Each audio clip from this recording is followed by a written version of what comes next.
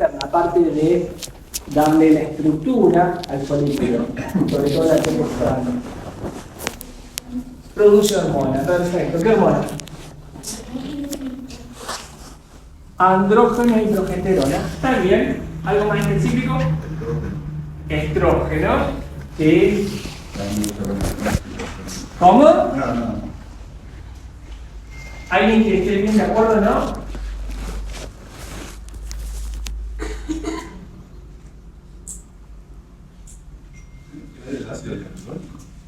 No.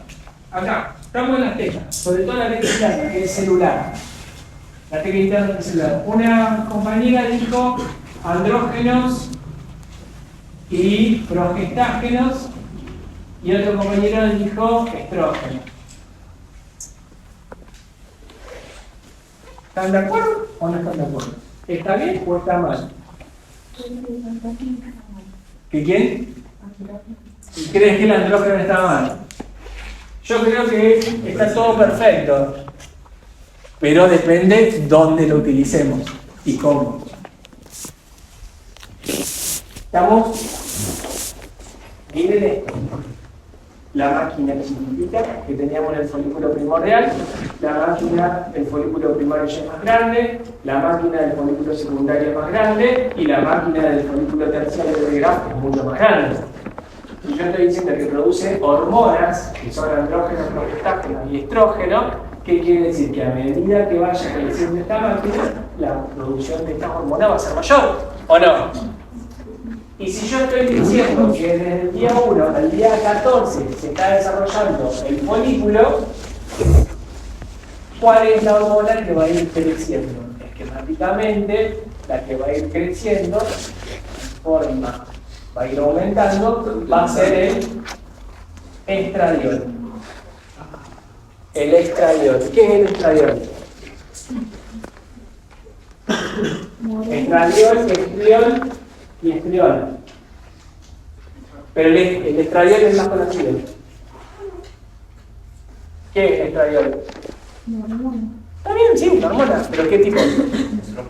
Exacto, es un estrógeno. ¿Y de dónde se generan estos estrógenos? ¿Cuál es el precursor de estos estrógenos? Primero se transforman en andrógenos. Lo que primero se sintetiza es andrógeno y después, por la acción de unas aromatasas que hay ahí en las células foliculares, se transforman en estrógenos.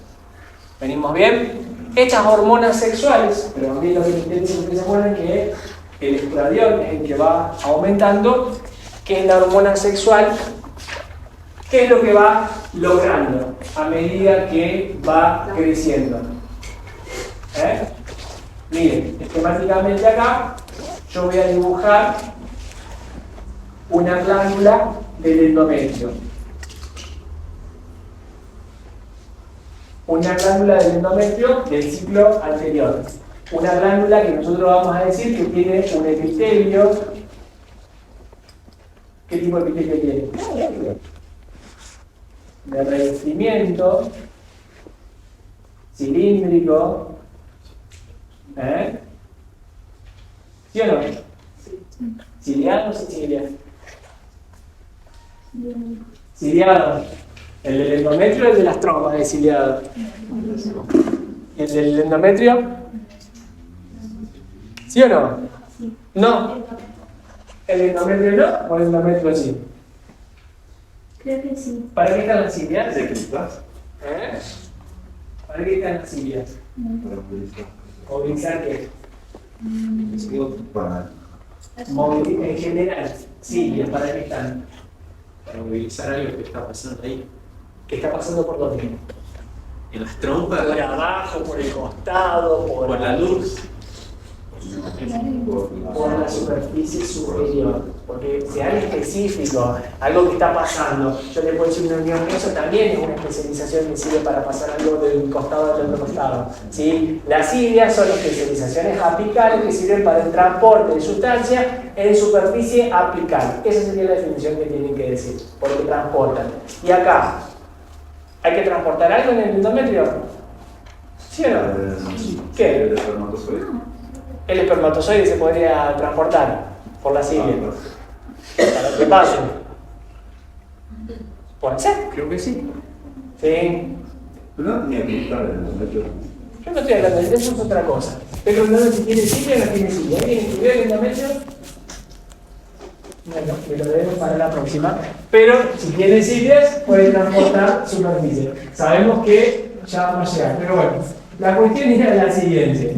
Fíjense qué pasó.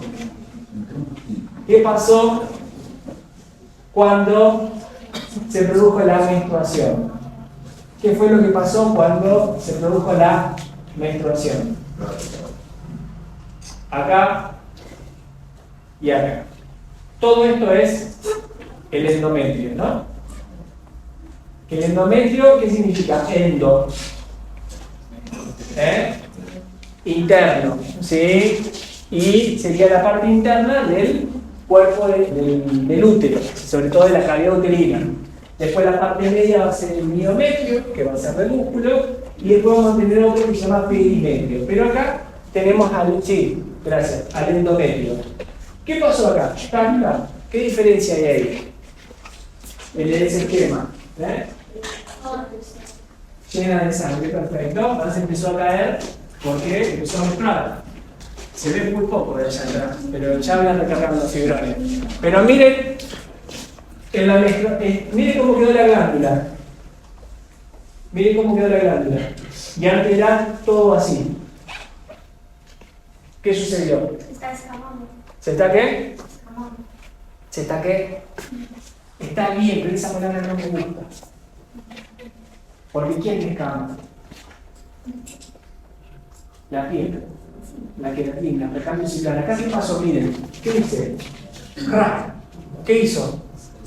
Se desprende. ¿Sí? Se desprende que todo esto. ¿Qué es todo esto? No, esto es el endometrio. ¿Pero qué se desprende del endometrio? La capa funcional. ¿Y qué es lo que queda? La capa basal. ¿Por qué? ¿Por qué se llama capa basal? ¿Por qué se llama capa basal? Porque es germinativa. Es la germinativa, la basal. ¿Todas las basales son germinativas? Sí. En todos los epitelios que ustedes tengan una capa basal, es la germinativa. Entonces yo no puedo perder esta capa basal. Entonces, ¿qué es lo que se desprende en la menstruación? La capa funcional. ¿Sí o no? Bien. Miren qué fue haciendo. La capa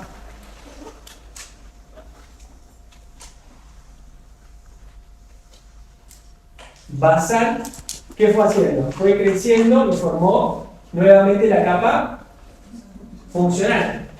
¿Vieron cómo lo alargué? ¿Y por qué fue creciendo? Porque recibió un estímulo. ¿Quién hizo crecer al endometrio? Una hormona que está aumentando. ¿Quién está aumentando? El estrógeno, específicamente el estradiol. Entonces, el estradiol, a medida que va aumentando del 1 al 14, ¿qué va haciendo? Va logrando el crecimiento del endometrio. ¿Sí? El crecimiento en número y en tamaño. ¿Cómo sería? El crecimiento en hiperplasia e hipertrofia. Por hiperplasia y por hipertrofia va creciendo el endometrio. ¿Qué se restituye? ¿Qué se restaura de vuelta? Dijimos, la capa funcional. ¿Se entiende eso? Bien, volvemos para atrás. ¿Quién hacía crecer a los folículos? La folículo estimulante, que es una hormona. ¿Sí? ¿De dónde sale esa hormona? De la hipófisis. ¿La hipófisis dónde se encuentra? En la silla turca. Piso del endocráneo medio. Y de ahí libera la hormona que vía sanguínea llega al ovario. El ovario produce estrógeno. Y los estrógenos, ¿qué hacen? Se vuelcan a la sangre. ¿Y por la sangre a dónde van? A todo el cuerpo, obviamente. Pero ¿cuál es el objetivo acá? ¿Qué queremos? El endometrio. ¿Qué hacen que la hipertrofia y la hiperplasia de las glándulas endometriales. ¿Venimos bien? ¿Sí o no? Bien. Después, gracias a este aumento de estradiol también, pero eso no importa porque lo van a ver bien en el segundo año, viene una hormona y hace así. Cerca del día 14, aproximadamente 12 horas antes, empieza a crecer, a crecer, a crecer, y es un pico muy grande. Esa hormona se llama LH o luteinizante, que también es una gonadotrofina. ¿Estamos de acuerdo? ¿Qué significaría el de gonadotrofina? ¿A dónde va a actuar? En la gónada. Esquemáticamente, en la mujer, ¿a dónde va a actuar? Al ovario. Y en el hombre, al testículo. Bien. Ahora, metí la pata en alguna. Que metió la pata en un lugar que no debe. Entonces, el día 14, cuando se produce ese pico, fíjense qué es lo que pasó. Se rompe la superficie del ovario, porque esto empieza a protuir, se rompe y obviamente que cae adentro de las fimbrias y llega ¿a dónde?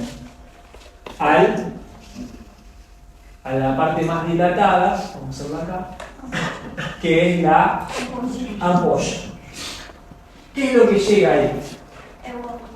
¿El?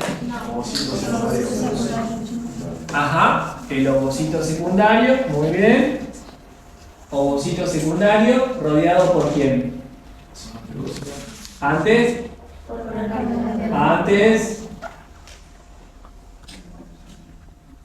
Ovocito. ¿Tiene membrana plasmática? ¿Cómo se llama la membrana plasmática del ovocito? Membrana pelúcida y corona radial. ¿Sí? ¿Todo eso cómo se llamaba? El folículo es esto. Y quedó dentro del ovario. El folículo nunca. El ovocito es la célula. Ovocito más membrana pelúcida más células foliculares de la corona radial. ¿Cómo se llama todo eso? Muy bien. El cúmulo óforo. Pensaba que el cúmulo óforo era solo las células que estaban envueltas en el ovocito. Todo. Yo lo entendí así, pero. Pero si yo te digo, lo que envuelve el ovocito es la membrana pelúcida. No, sí, pero. Y las células foliculares y la corona radial. ¿A quién le pone el nombre de cúmulo óforo? Todo el conjunto, todo lo que se ovula es el cúmulo óforo. ¿Estamos de acuerdo? No digan óvulo, ¿sí? Eso lo dejamos para la despensa, la verdulería. ¿Estamos de acuerdo? Ahora lo que se está ovulando es el cúmulo óforo, que está formado por el ovocito secundario, la membrana pelúcida y la corona radial. ¿Por qué se produjo esa ovulación? ¿Por el pico de quién? De la luteinizante. Acá, miren, ¿qué pasó? Rompí. Si esto yo pienso que es un tejido epitelial, porque hay una celulita al lado de la otra y a su vez porque está produciendo hormonas. ¿Se acuerdan que dijimos que la granulosa con la teca interna estaba produciendo hormonas? ¿Y quién produce hormonas? ¿Qué tejido? El tejido epitelial. ¿Cuál? Glandular. ¿Qué tipo glandular? Endocrino. Es lógica la respuesta, ¿sí? Pero, entonces, las células foliculares y la teca interna serían una parte de un tejido epitelial glandular, endocrino. Alrededor de todos los epitelios que hay, siempre, tejido conectivo. Entonces, todo acá, nadie tiene un rojo que me preste, que se pueda borrar, ¿no? Un fierro rojo. A ver, ¿se borra? Sí. Gracias. Si yo acá tengo todo tejido conectivo, yo acá ¿qué tengo? ¿Qué dibujé en rojo? ¿Qué tengo? Membrana basal. ¿Cómo se forma la membrana basal? Sí. Sí, por eso lo quiere decir sangre, muy bien, sí, sangre. Entonces, siempre se acuerdan que una de las características del tejido conectivo es que es vascularizado. Si yo rompo esto, la superficie estoy rompiendo el tejido conectivo también. Entonces, si yo estoy rompiendo eso, ¿de qué se va a llenar este espacio? De sangre. Se va a formar un cuerpo amarillo. ¿Cómo se va a llamar si está rojo? ¿Eh? Cuerpo hemorrágico. No es amarillo todavía. Se llama cuerpo hemorrágico. Se llenó de sangre. ¿Cómo está? Cuerpo. Esto pasó el día 14. ¿Sí? Estamos en el día 14 del ciclo. ¿Sí o no? ¿Se va entendiendo? Ahora, del 14 al 28, la luteinizante, ¿qué sigue trabajando? Sigue trabajando, ¿a dónde? En lo que quedó del folículo. ¿Qué quedó? Un poco de célula granulosa, la teca interna y la teca externa. Y por esa acción se llama luteinizante. Esto se va a transformar en ¿qué? En cuerpo lúteo o amarillo. ¿Se entiende? Pero ya el día 14 específicamente no, se llenó de sangre. Después, por la acción de la luteinizante, eso que quedó se transforma en el cuerpo lúteo o cuerpo amarillo. ¿Sí o no? Sí. Bien, y miren cuando la luteinizante que hicimos esto está trabajando, fíjense qué hace. Hay otra hormona que empieza a crecer y se mantiene alta, sobre todo alcanza su máxima concentración el día 21 del ciclo, que es la progesterona. Muy bien. Entonces, la luteinizante, ¿para qué está? ¿Qué función cumple? Dijimos, producir la ovulación, y a su vez, después que produce la ovulación, sigue estimulando las estructuras que quedaron dentro del folículo para formar el cuerpo lúteo amarillo. Eso no es de un día para el otro. ¿Qué tiene que hacer la célula al recibir el estímulo de luteinizante? Si antes producía helado de frutilla y ahora produce helado de chocolate, ¿qué hizo? ¿Cambió la receta? ¿Cambió la función o no? Entonces, ¿qué hizo? Si no produce helado de frutilla y produce helado de chocolate, ¿qué está haciendo? Se diferenció, gracias Dios. ¿Sí? Las células cuando cambian de función, ¿sí?, se diferencian. Acuérdense esa palabra, por favor, la diferenciación. Entonces, estas células se cargan ese pigmento, ¿sí?, el cuerpo lúteo, ¿sí?, y empiezan a secretar progesterona. Miren ahora. No sé si de ahí lo van a ver, pero ¿se acuerdan que este era el endometrio? ¿Sí? Miren ahora qué pasó con el endometrio.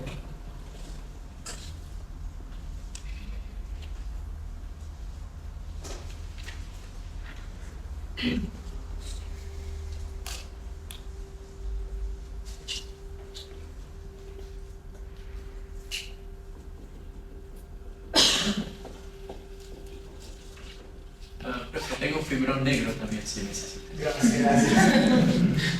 Gracias. Ya. Entonces, miren, acá, ¿cómo estaba la superficie de la luz? Lisita. ¿Y acá cómo está?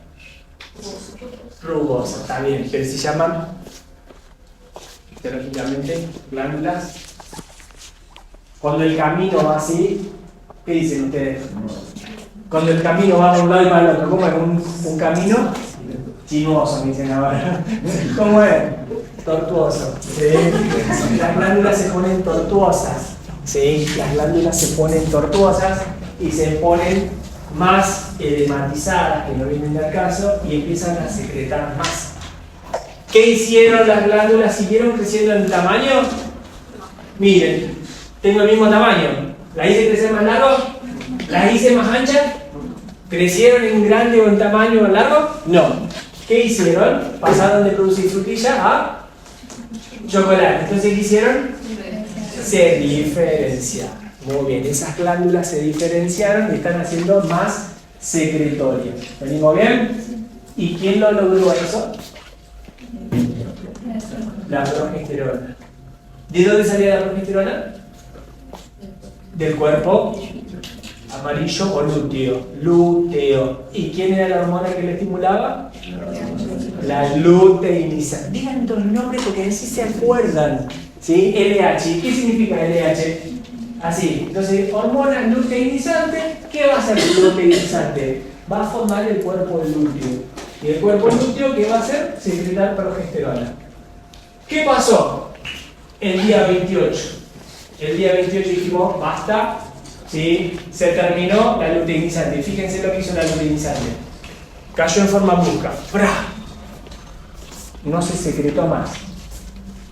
Nada. Entonces, la progesterona que hizo, ¡pra! Cayó en forma brusca. Y entonces, ¿qué pasó acá?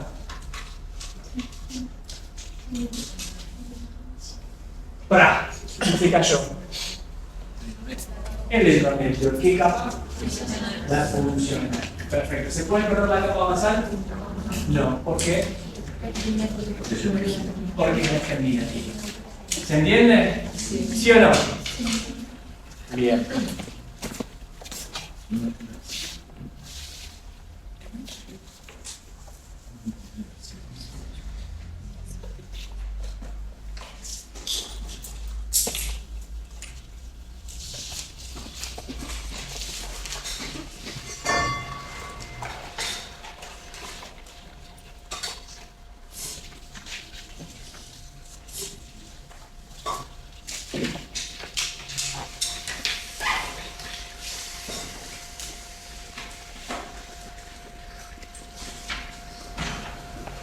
Tengo el cúmulo óforo en la ampolla.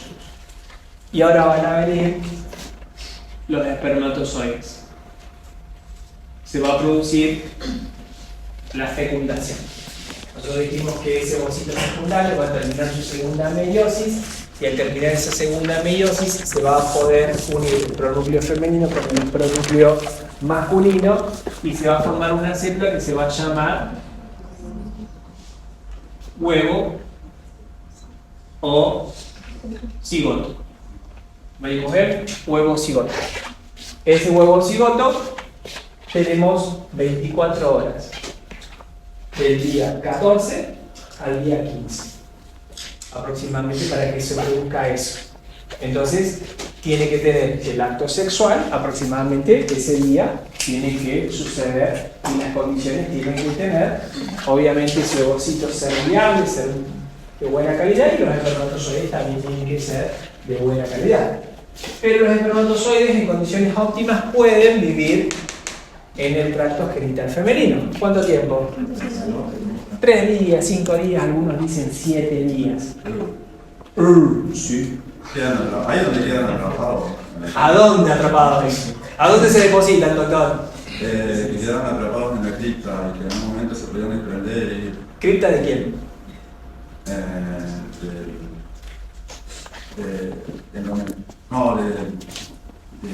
Del útero.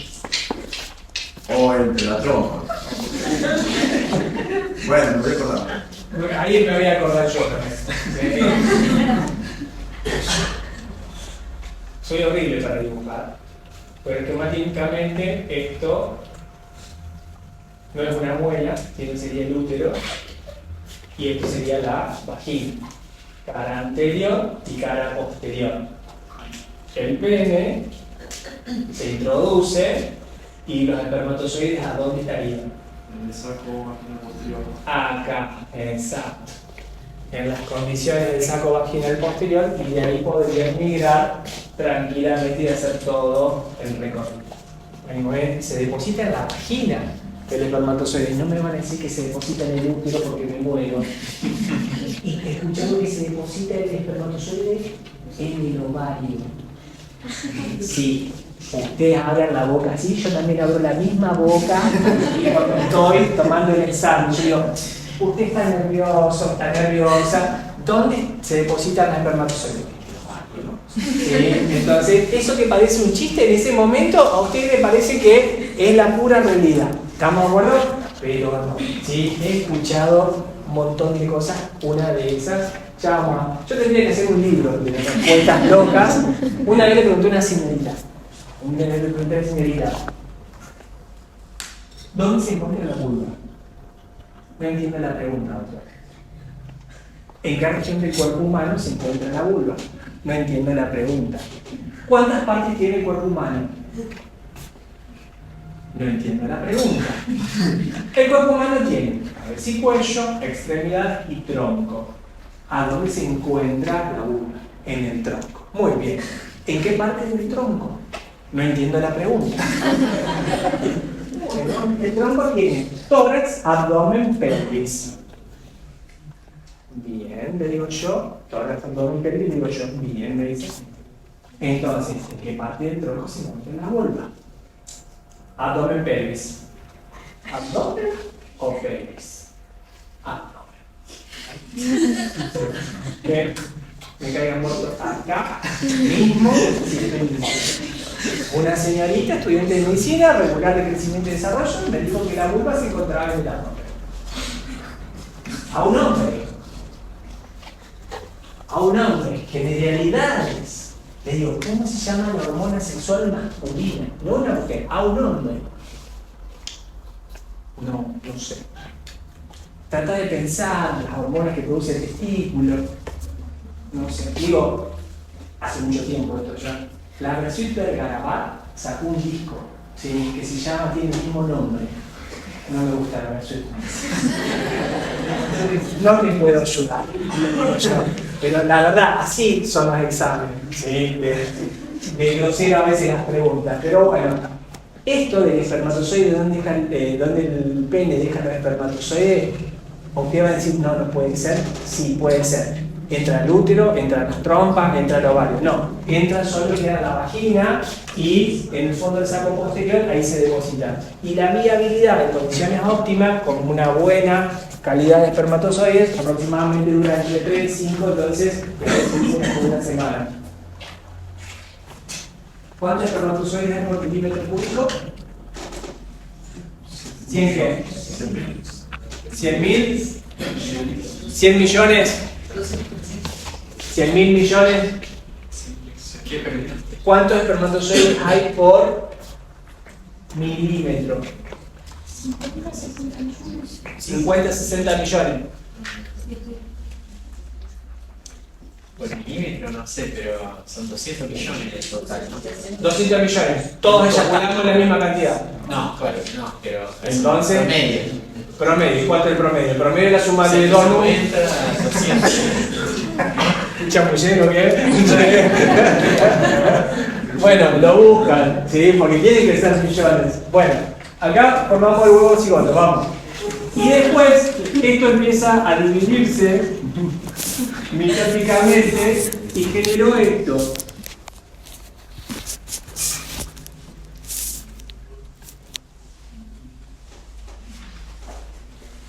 Esquemáticamente le quise hacer acá una célula que era el huevo cigoto, acá una estructura que tiene 4 células y acá hay otra que tiene entre 12 y 20 células. ¿Sí? Bueno, ¿cómo se llama esta estructura? La mórula. Y si yo me pongo a ver, el tamaño de la mórula es muy parecida a la del huevo cigoto. ¿Por qué? Porque todavía está dentro de la pelusa.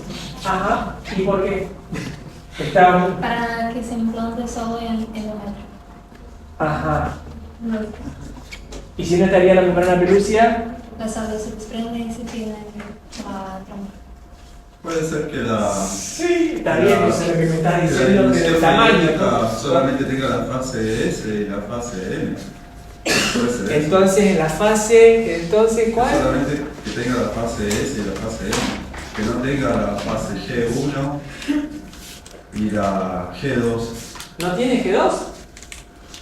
Fase. Espera, me empiezo.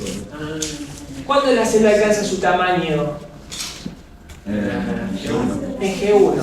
Lo que hace es una... Gente, ojo con eso. Cuando estas células se están dividiendo mitóticamente, se dividen tan rápido que la fase del G1 es muy breve, muy acortada. ¿No? Ah, entonces tiene G1. Sí, pero no llega a su tamaño, a su función. No puedo saltear una fase y decir... ¿Cómo decirte? Funcionalmente no hay G1, porque no se diferencia, no aumenta su tamaño, no aumenta su función, porque entra rápido en S y pasa por G2 y después se divide. Entonces, si vos me decís, no tiene G1, y funcionalmente no la tienen porque no aumenta el tamaño. Y por eso la mórula tiene el mismo tamaño que el huevo cigoto. Crece tanto, tan rápido, se divide mitóticamente tan rápido, pero las fases las tiene que hacer. Exacto, ¿se entiende? Pero bueno, la cuestión es esa, que se divide mitóticamente tan rápido que el tamaño de la mórula es similar al del huevo cigoto. Y también está recubierto obviamente por la membrana pelúcida que no se rompe porque se tiene que romper acá. Estamos perfectos. Ahora, ¿por qué una célula se divide más y la otra? Porque si yo me pongo a dividir por mitosis, esta célula se divide por mitosis, ¿cuánto sería? ¿Cuántas células genero? 2. Si yo tengo 2 y esas 2 se dividen por mitosis, ¿cuántas serían? 4. Y así serían 8, después serían 16 y así 32. ¿Por qué la mórula es 12 o 14, 20 células? ¿Por qué no tengo 10, no tengo 8, no tengo 16, no tengo 32 células? ¿Por qué puede variar entre 14 y 20 células la mórula?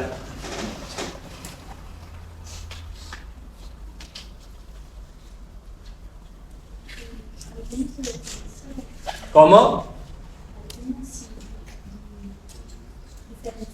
No. ¿Qué dijimos recién que no?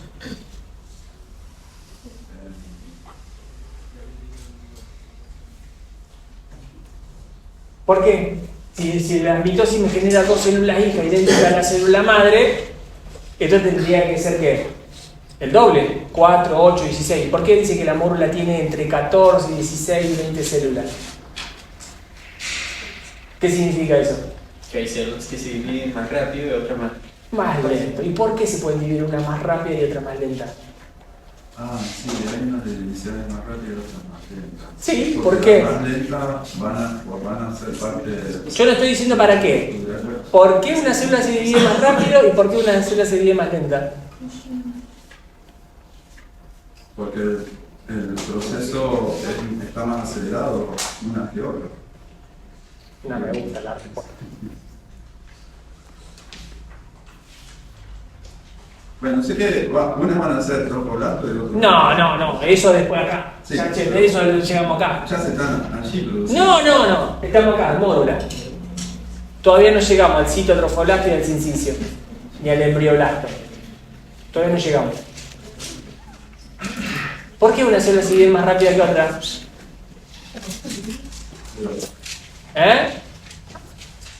A ver, ¿por qué hay algunos estudiantes de medicina que ya están en el segundo año y otros seguimos en el primero?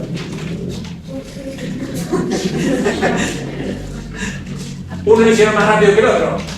¿Sí o no? La respuesta sería esa. Acá lo mismo, una se decidieron más rápido que la otra. ¿Por qué los otros están en segundo y ustedes lo dividieron en el primero? Y todavía siguen el primero. Porque el proceso es más lento. ¿Por qué el proceso es más lento? No, porque los estímulos a lo mejor no fueron los mismos. Sí, las posibilidades no fueron las mismas. No estoy diciendo que ustedes son más burros que los otros. Sí. A lo mejor, no. Yo no dije eso.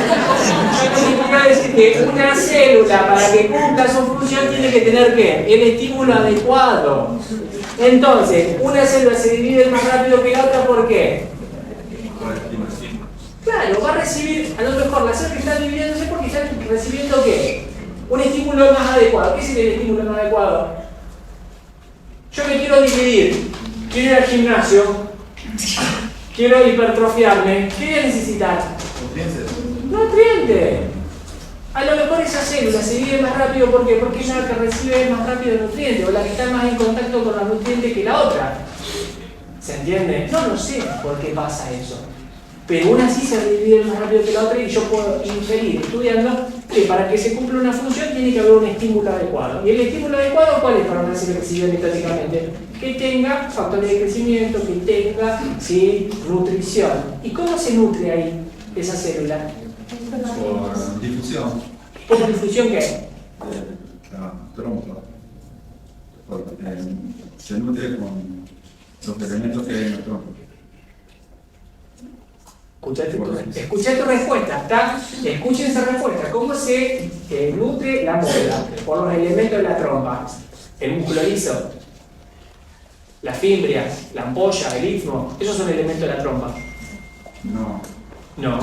Entonces, más específico, ¿cuál sería la respuesta? Está bien lo que quiere decir, pero vamos más a lo específico. Miren, mis amores, antes de contestar, ¿qué vamos a hacer? Pensar. ¿A dónde está la mórula? ¿A dónde está la mórula? Esquemáticamente, si yo corto transversalmente la trompa, la corto transversalmente, ¿qué es esto? La luz. Rodeando la luz, ¿qué está? ¿Qué hay siempre rodeando una luz?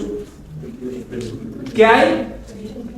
Tejido epitelial, con fuerza, sí, segura. Sobre una superficie, ¿sí?, de luz o superficie externa tenemos la luz. Entonces, acá está la mórula. Acá está la mórula. ¿Dónde está la mórula? En la luz de la trompa. ¿Cómo va a recibir sangre? Claro, por eso, antes de contestar, ¿qué vamos a hacer? ¿Dónde está? Acá abajo estaría el vaso sanguíneo.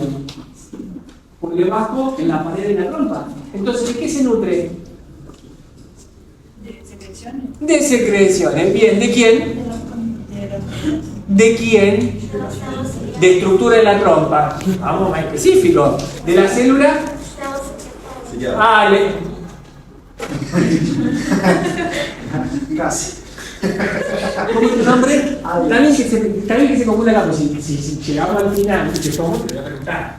Sí. A ver. ¿Cómo se llama? Claro. ¿Viste cuál es tu respuesta? Célula ciliada. ¿Para qué estaban las células ciliadas? Para multiplicar. Entonces, las células ciliadas, ¿qué están haciendo con la mórula? ¿Qué están haciendo con el espermatozoide? ¿Sí o no? Sí. Bien. ¿Le dan de comer las células ciliadas a la mórula?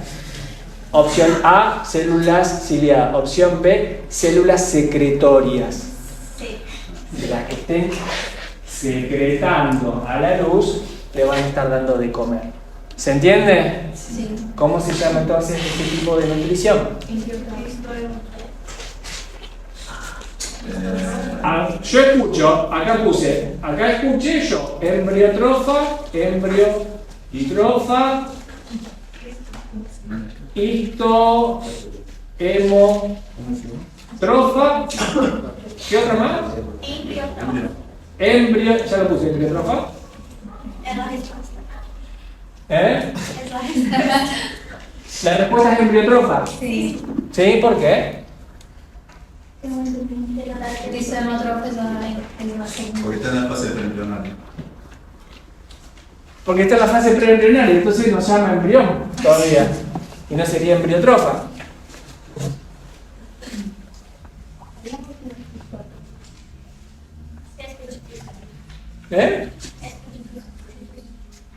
¿Difusión de qué?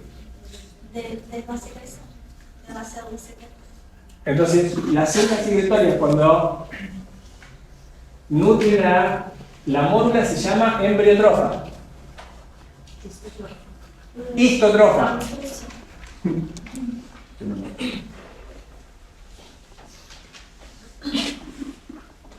¿Qué significa histo? Histo. ¿Célula qué sería? Cito. Histo. Tejido. Yo pensaba que era histotrofa.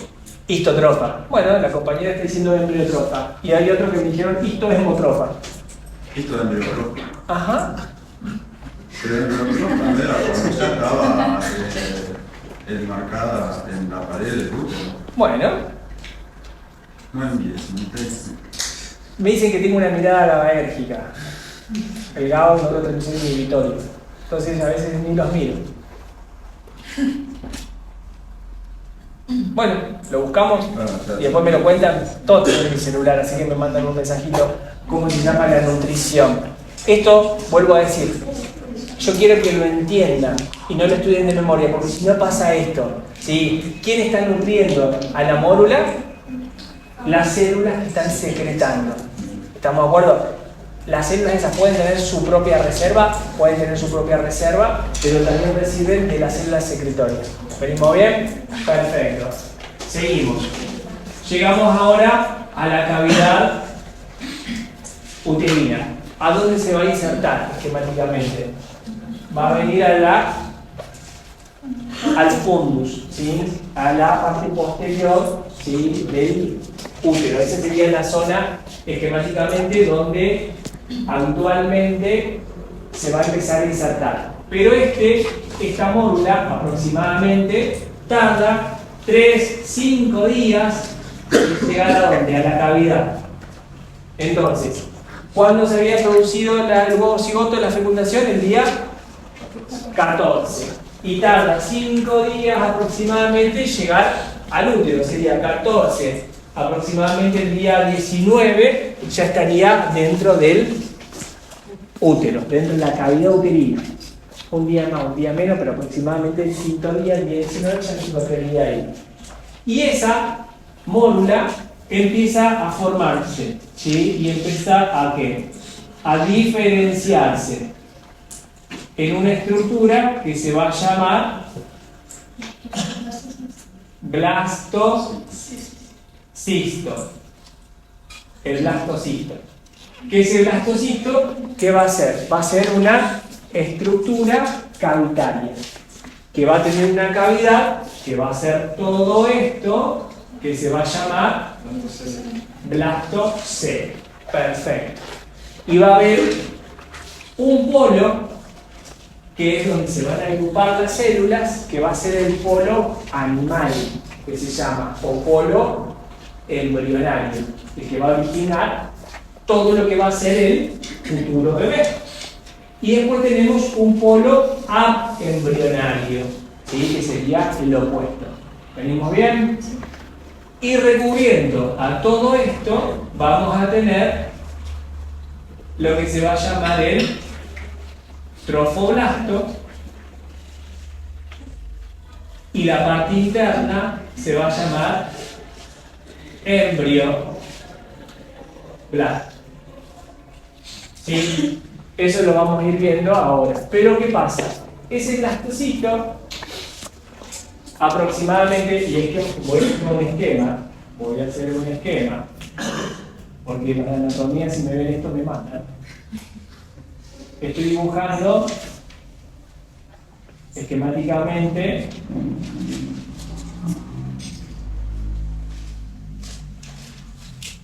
a las glándulas endometriales, que nosotros sabemos que las glándulas endometriales del 21 al 28 y cerca más del 28 estaban todas ¿qué? Secretorias, ¿sí o no? Entonces fíjense qué pasó, y esas glándulas cerca del día 28 se llenaban ¿qué? De vasos sanguíneos. Fíjense que acá se los dibujé, se congestionaban más. Entonces ese blastocisto, lo hago más chiquitito acá en azul, el día 21 del ciclo, es decir,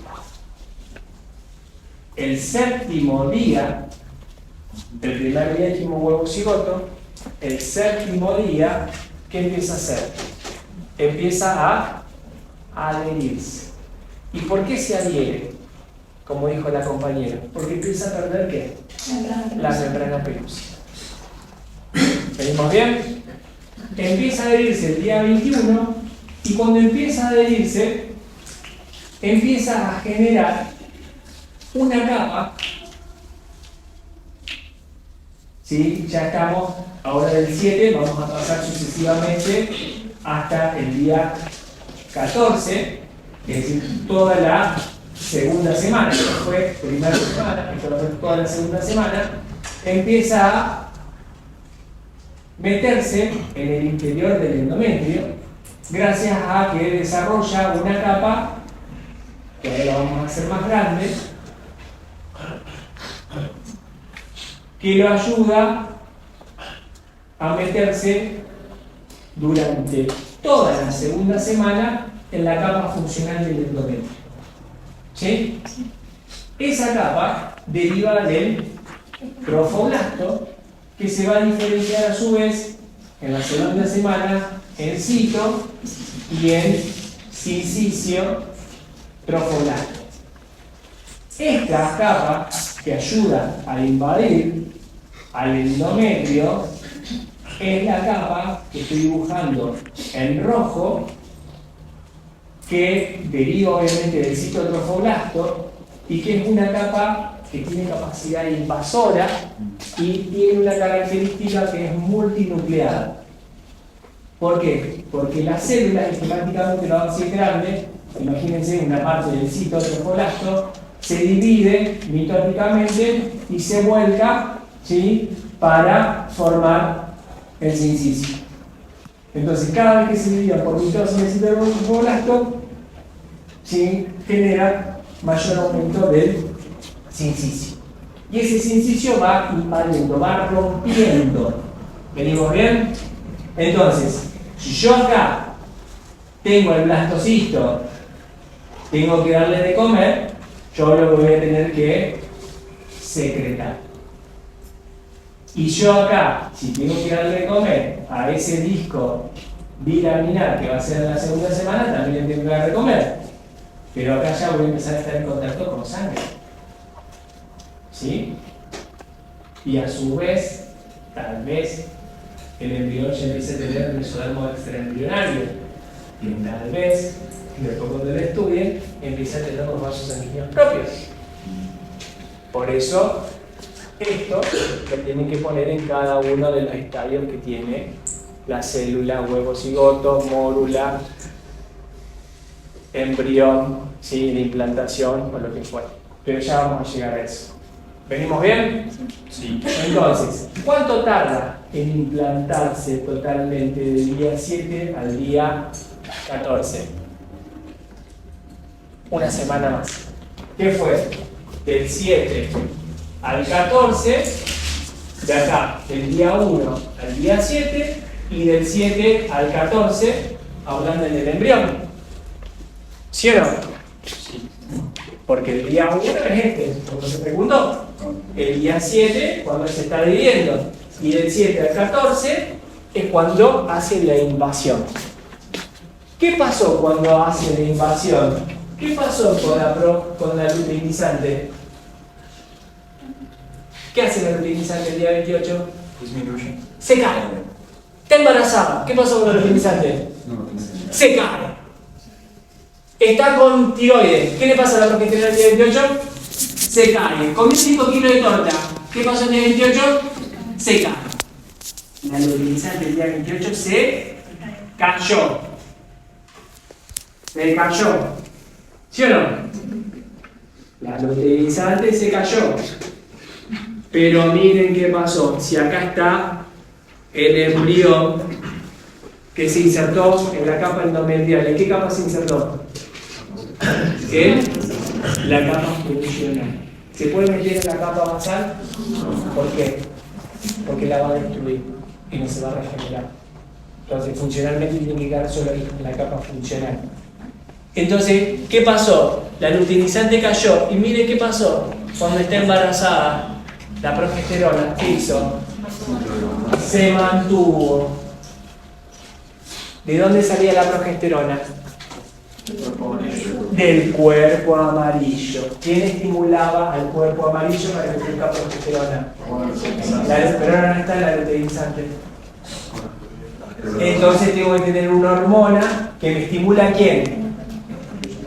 Al cuerpo amarillo, para que el cuerpo amarillo produzca ¿qué? Progesterona, y la progesterona mantenga ¿a quién? Al endometrio, para que no se desprenda. ¿Sí o no? Entonces, ¿quién es ella?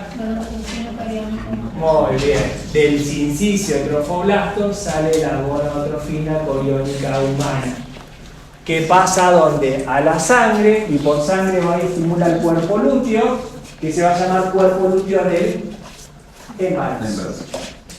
¿Para qué? Para que produzca progesterona. ¿Para qué? Para que el endometrio no se desprenda.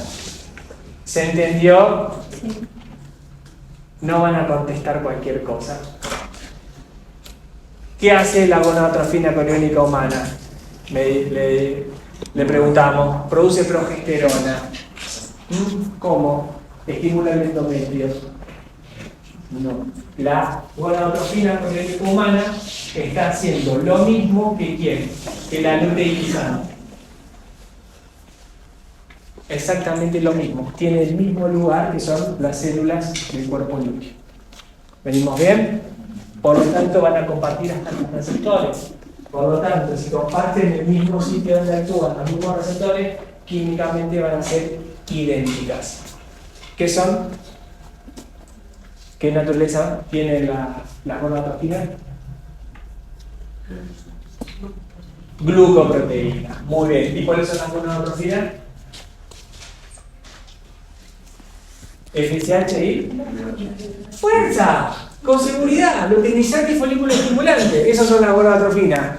¿Y quién es otra glucoproteína entonces? La gonadotrofina es idéntica al luteinizante, por lo tanto va a ser también una glucoproteína. ¿Sí o no? Estradiol, progesterona y andrógeno, que son hormonas de qué tipo? Esteroideas. ¿Sí? Esteroideas. ¿De dónde derivan? Del colesterol. Perfecto. No me van a decir que la progesterona y el estrógeno son gonadotrofinas. Entiendan el nombre de la palabra. Gónado, de gónada, trofina, trofismo, estimulación. ¿Venimos bien? Sí. Hasta aquí. Bien. Entonces, ¿qué pasó? Día 28, acá la mujer está embarazada.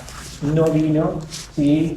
La menstruación no se cae, ¿por qué? Porque tengo un estímulo del cinciciatrofoblasto, de la gonadotrofina colónica humana que me está manteniendo el cuerpo lúteo. ¿Rompimos el endometrio? Sí. ¿Rompimos vasos sanguíneos? Sí. Esa hormona que está produciendo ahí pasa a sangre y de sangre pasa a todo el cuerpo. Esta mujer con el primer día de la falta menstrual, ¿me puedo dar cuenta que está embarazada? ¿Sí o no? Sí. Ahora los métodos, sí, de detección de orina están muy pequeñas concentraciones de esta hormona. Y si esta hormona está presente, está embarazada. Nosotros decimos que sí está embarazada. Puede tener otras cosas, sí, puede haber otras cosas.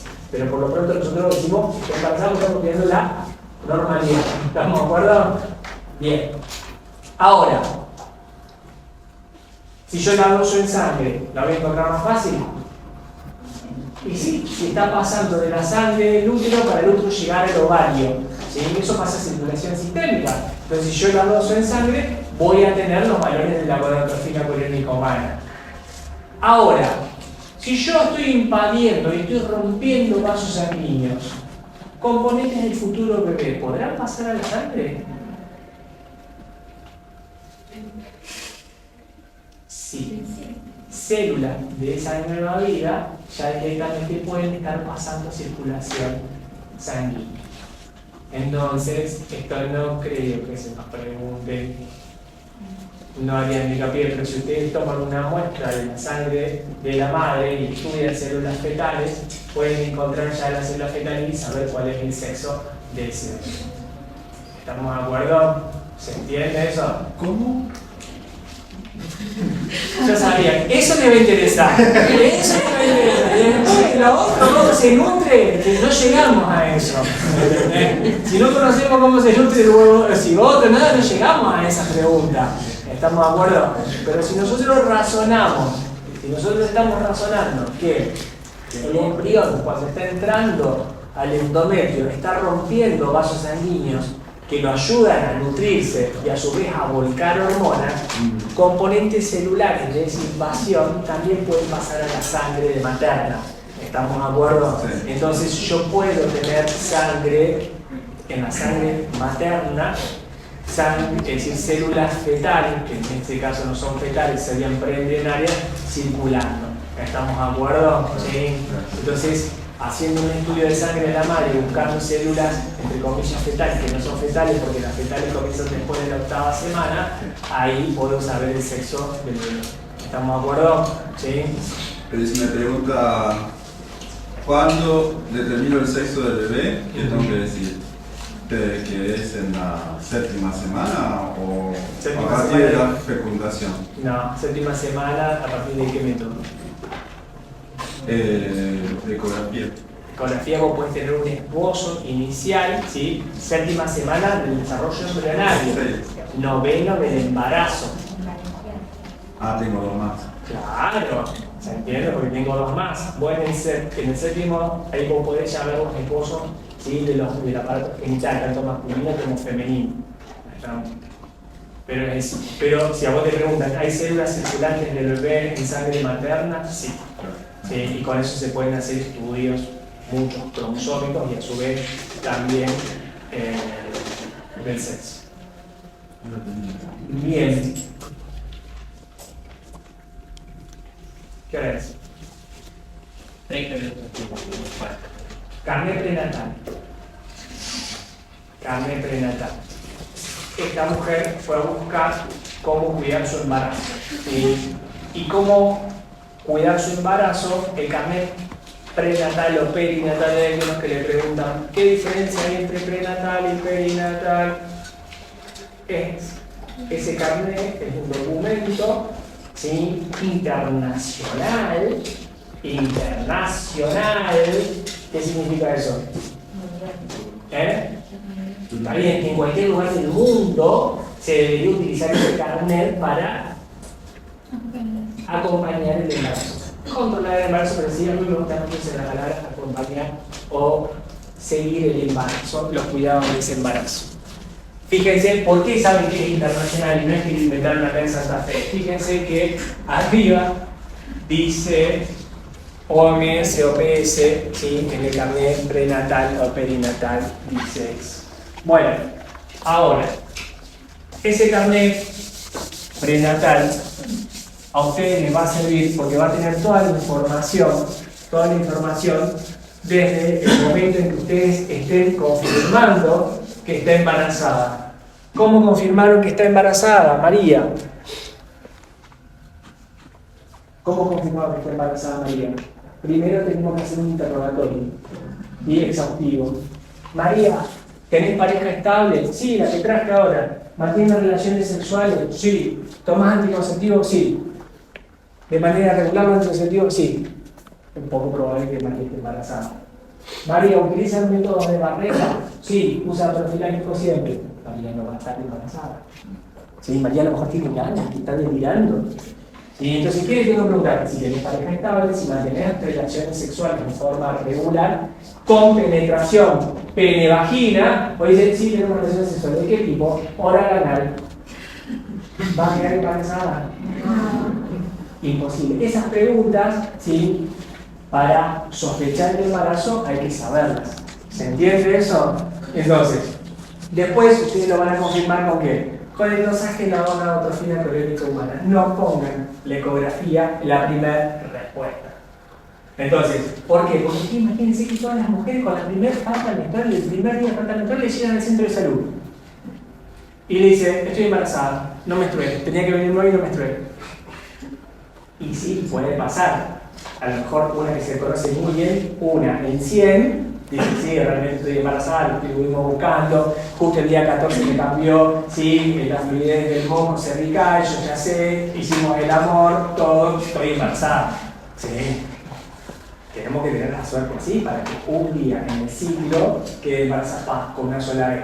Puede pasar, como dijimos, todo puede pasar. ¿Sí? Pero hay que generar condiciones que favorezcan a eso. Entonces, esas son las preguntas para saber si le voy a pedir la gonadotrofina coriónica humana. ¿Sí? Estoy embarazada, le llega al centro de salud. Bueno, ¿qué vamos a hacer? La ecografía. Todo el mundo responde ecografía. Entonces, imagínense que a todas las mujeres que estén ansiosas por saber si están embarazadas o no, las mando a hacer una ecografía. Colapsa el sistema de salud. Y está mal usado el recurso.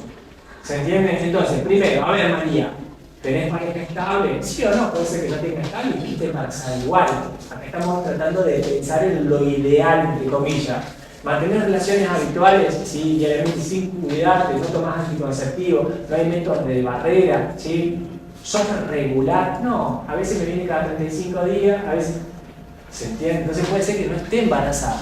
Pero sí, esa mujer mantiene relaciones sexuales de forma regular con su pareja estable, sin métodos de protección, sin métodos anticonceptivos, habían planificado ese embarazo, estaban buscándolo, hacían los deberes como se debía, ¿sí? Probablemente sí. Entonces, ¿qué le voy a pedir para confirmar?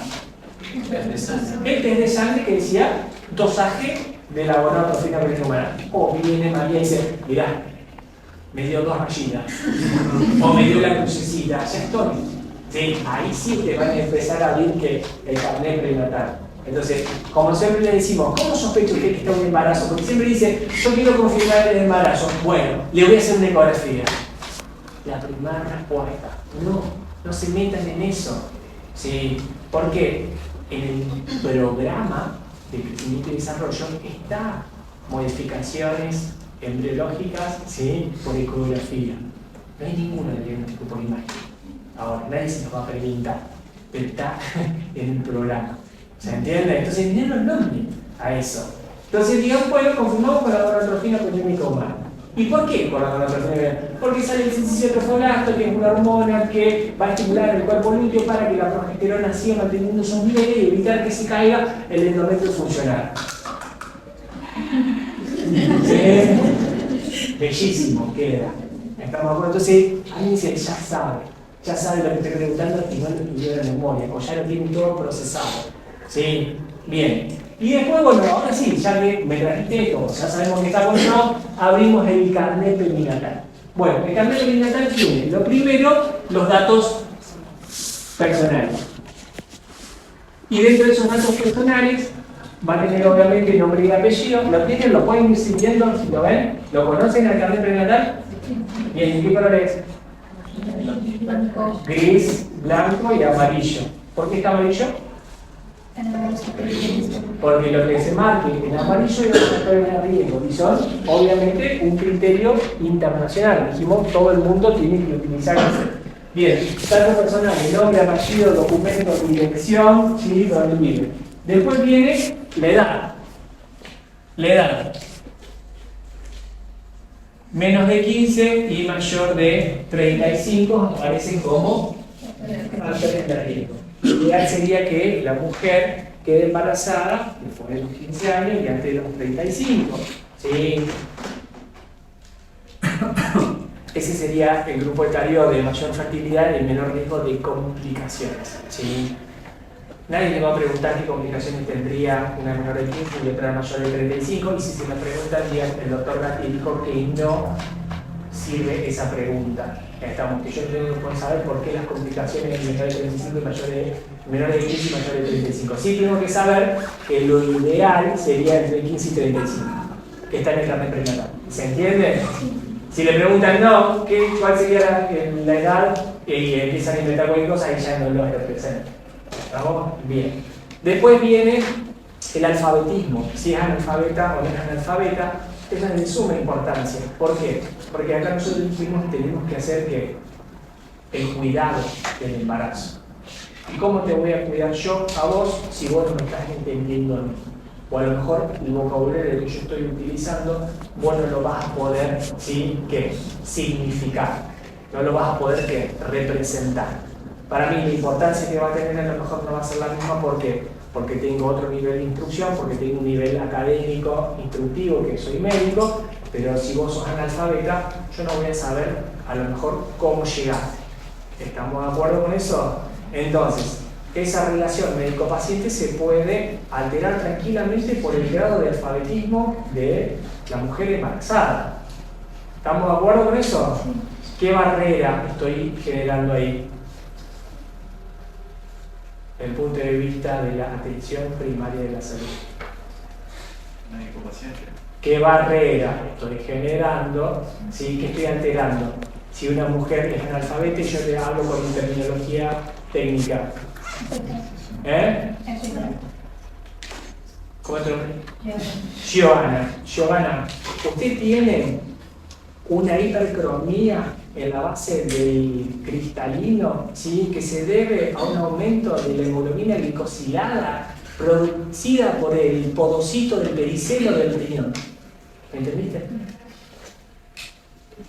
Vos no sos analfabeta. Bueno. ¿Qué estaría alterando?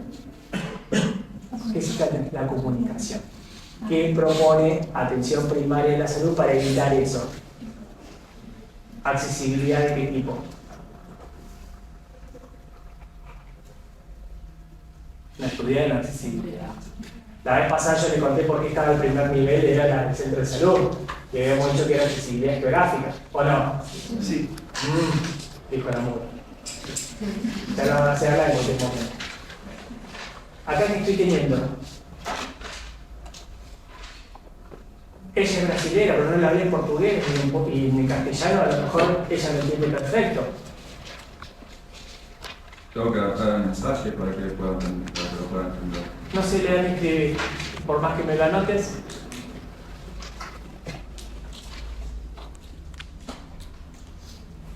La accesibilidad, estudia la accesibilidad APS. Una es geográfica, la otra es que lo que estoy diciendo acá es cultural.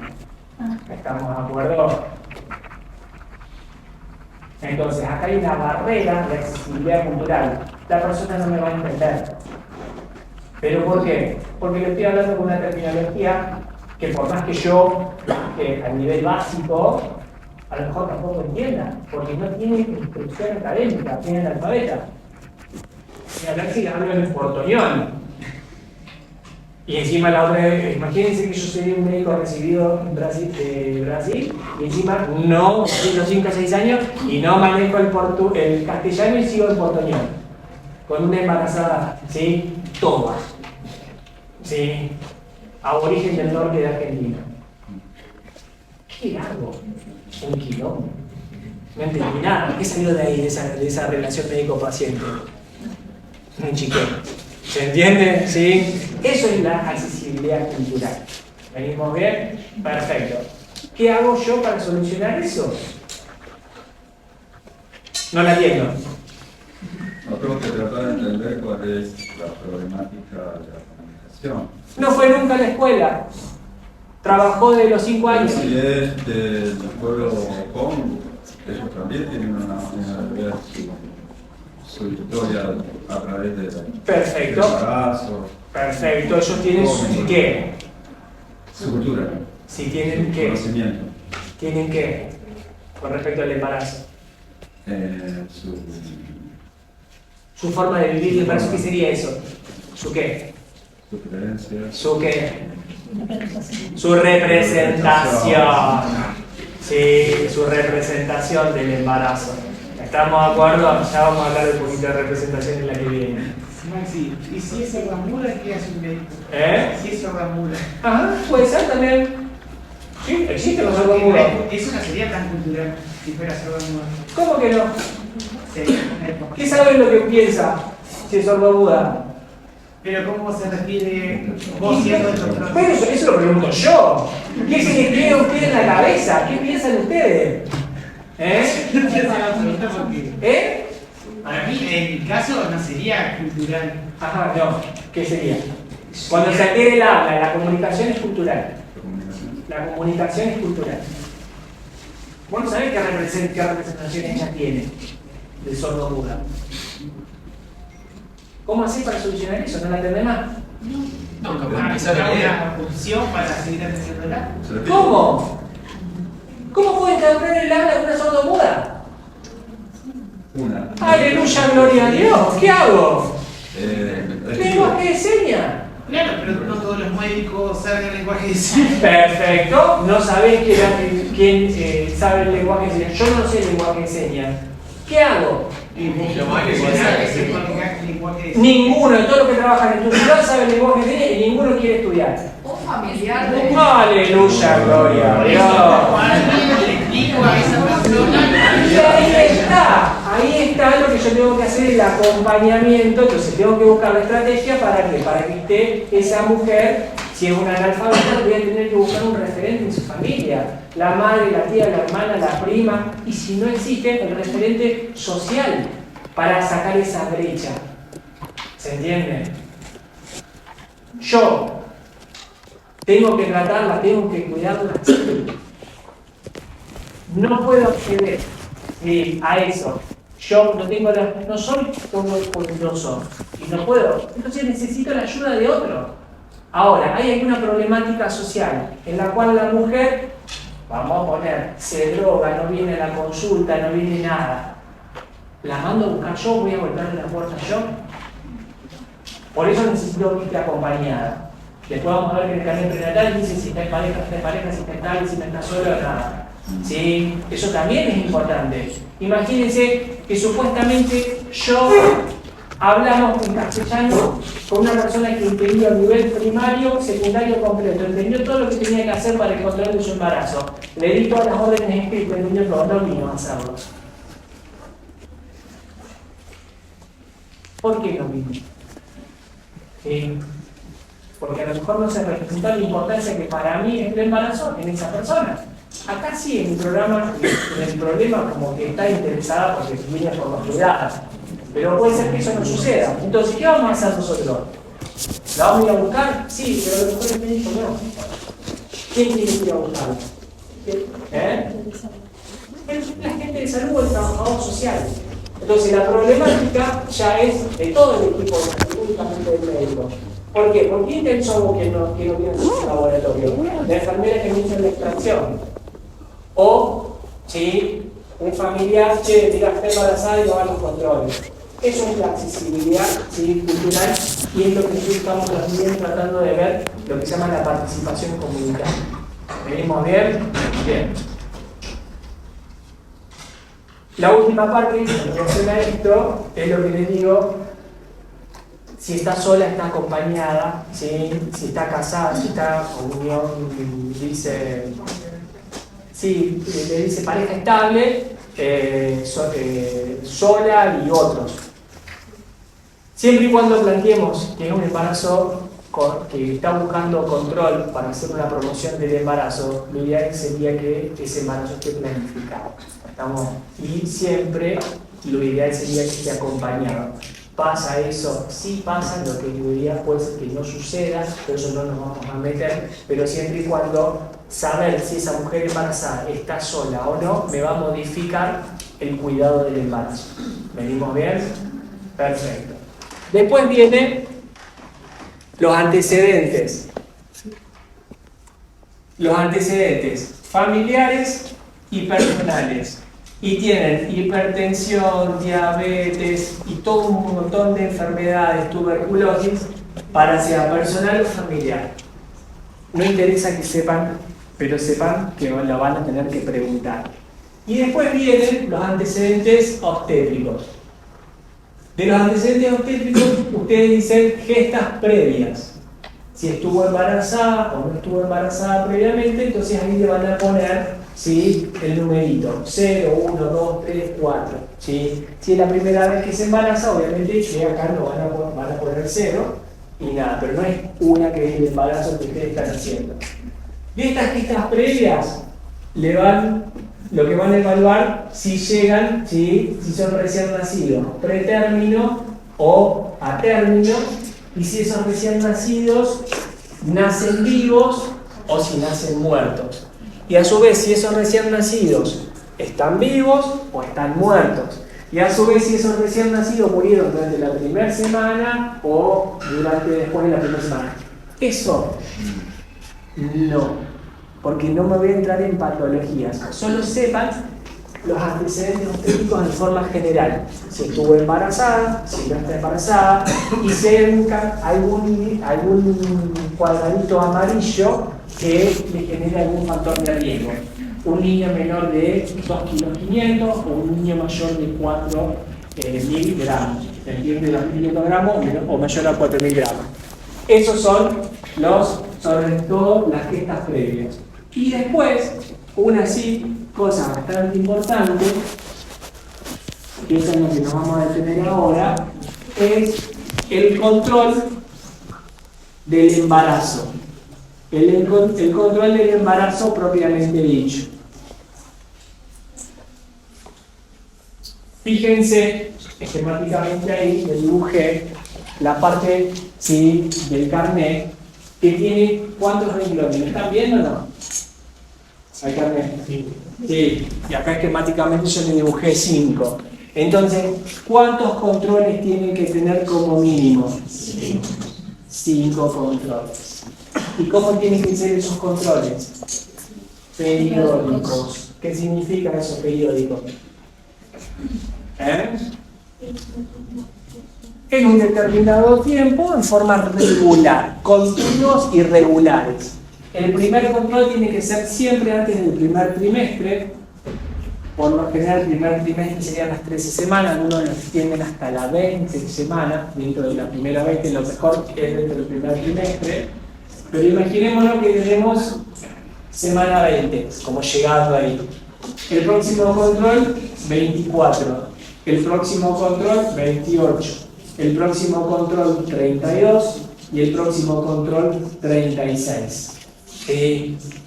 ¿Cuánto dura un embarazo? Dijimos. Entre 37 semanas y 41, 6. 42 es mucho que era post-término, ¿no es cierto? Entonces, fíjense que si yo empiezo sí o sí justo en la semana 20, me da para los 5 controles que son una vez por mes. Después le van a decir que en el último trimestre se puede hacer cada 15 días, ¿sí? Y en el último mes, en sí, llegando a la semana 40 semanal, los controles. Esos son adaptaciones de cada lugar. Lo que dice el carnet prenatal internacional son 5 controles en forma periódica separadas por un mes.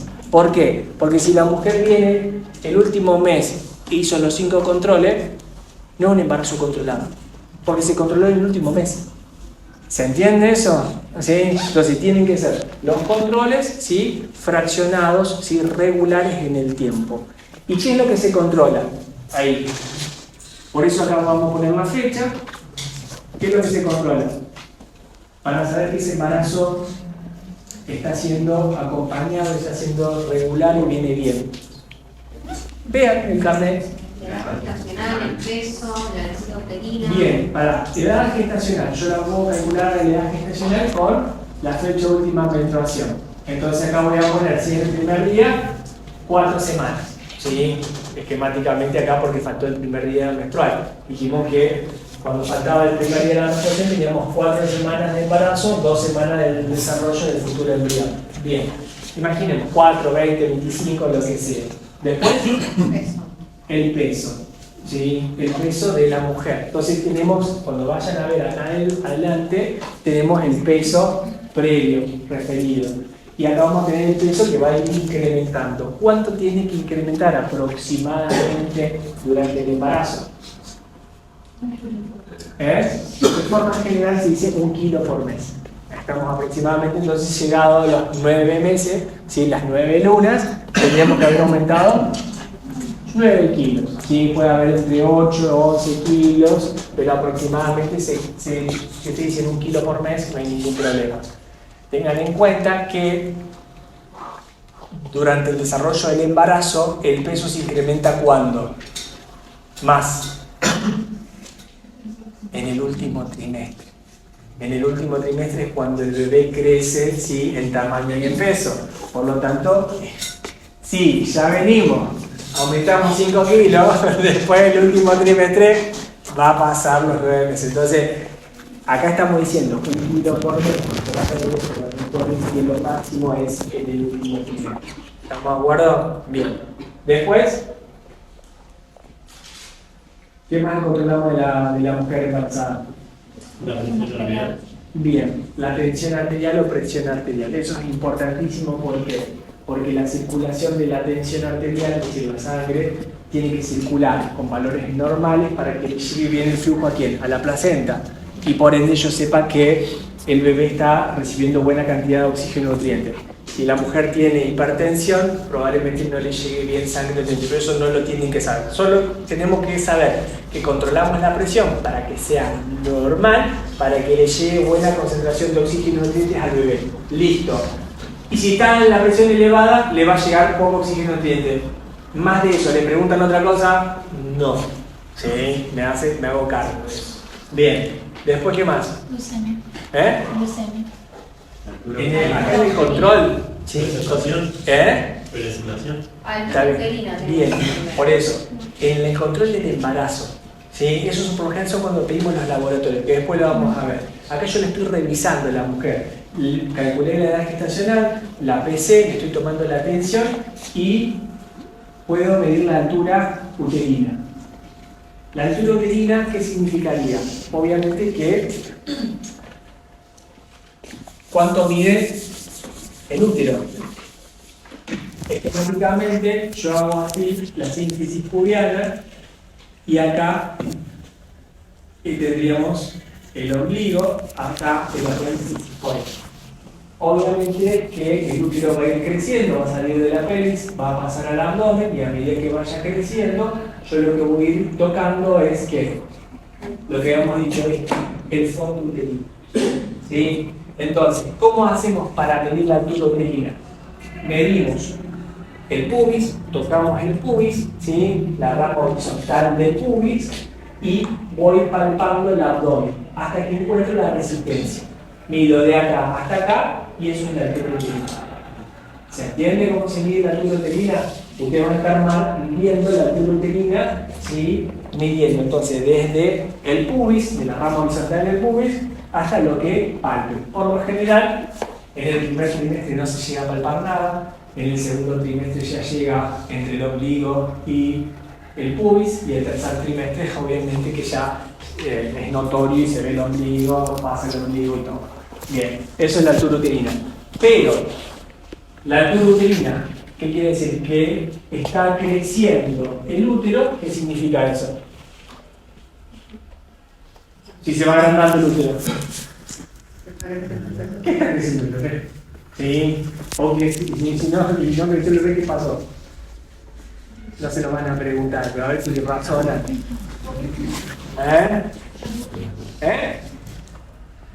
Acá lo que tenemos que decir, crece la altura uterina, está creciendo el bebé, viene bien. ¿Y si no?